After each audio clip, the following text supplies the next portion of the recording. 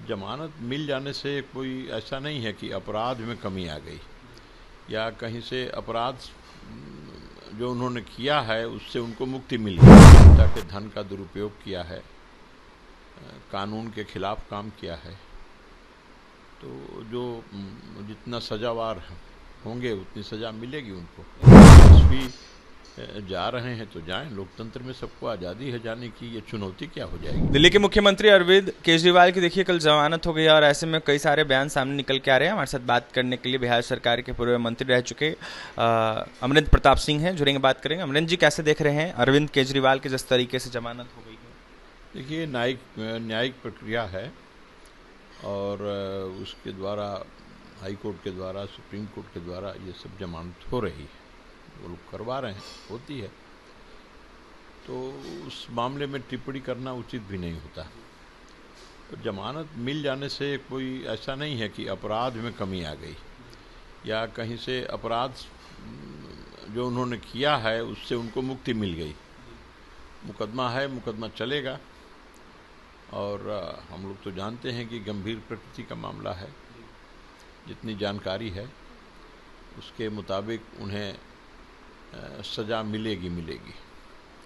जनता के धन का दुरुपयोग किया है, कानून के खिलाफ काम किया है, तो जो जितना सजावार होंगे उतनी सजा मिलेगी उनको। अमरिंदर प्रताप जी, जश्न मना रहे हैं आम आदमी पार्टी के लोग जिस तरीके से जमानत। अब जश्न मनाए, जश्न तो बड़ा अपराधी निकलते हैं जेल से, उनका भी जश्न हम लोग देखते हैं और आप लोग टीवी पर दिखाते हैं और इसमें दिखाते हैं आपको। तो अब जश्न मना रहे हैं तो मनावें।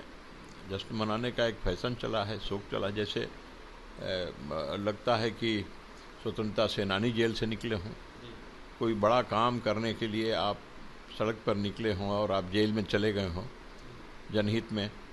तो इस प्रकार से आप जो है अपना प्रदर्शन करते हैं, अपने समर्थकों को बुला करके, अपने लोगों को बुला करके, तो करें उससे, लेकिन जनता सब देखती है। 3 राज्यों में जिस तरीके से चुनाव हो रहे हैं विधानसभा के, इसको लेकर काफ़ी ज़्यादा आपके नेता नरेंद्र मोदी, अमित शाह एक्टिव दिख रहे हैं। ऐसे में हरियाणा की बात कर ले, झारखंड की बात कर ले या फिर जम्मू कश्मीर की बात कर ले, इसको लेकर लगातार तैयारी चल रही है। आपके नेता नरेंद्र मोदी रैली करने जा रहे हैं जम्मू कश्मीर में, क्या कहेंगे? देखिए, हर कोई लोकतंत्र में चुनाव या पार्टियां हो या व्यक्ति हो, जो भी चुनाव लड़ते हैं वो जीतने के लिए लड़ते हैं और सबकी इच्छा रहती है कि हम जीतें, अधिक से अधिक संख्या हमारी जीतेगी, हमारी सरकार बनेगी।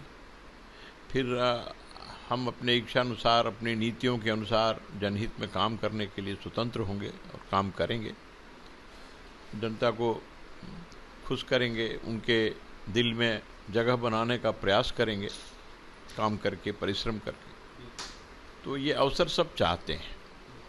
तो ऐसे में जो हमारी पार्टी एक्टिव हो रही है तो स्वाभाविक है, एक्टिव तो होंगे ही हम लोग। अंतिम सवाल रहेगा, मिथिलांचल पहुंचते हैं तेजस्वी यादव और ऐसे में मिथिला को लेकर कई सारे बयान देते हैं। उनका द्वारा कहा जाता है कि जिस तरीके से भाजपा के ही वहाँ विधायक हैं, भाजपा के ही सांसद हैं, तमाम अनेक नेता भाजपा के ही हैं, लेकिन मिथिला का जिस तरीके से विकास होना था वो विकास नहीं अभी तक हुआ है।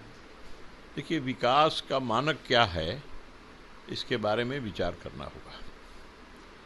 ये संसार चलने वाला है और जब तक संसार चलेगा तब तक विकास का अपना प्रतिमान रहेगा और चुनौती के रूप में रहेगा। तो उसको पूरा करने का और उसका लक्ष्य निर्धारित करने की प्रक्रिया निरंतर जारी रहेगी। कौन कहता है कि हमने सब सारा विकास कर दिया? कोई कर भी नहीं सकता।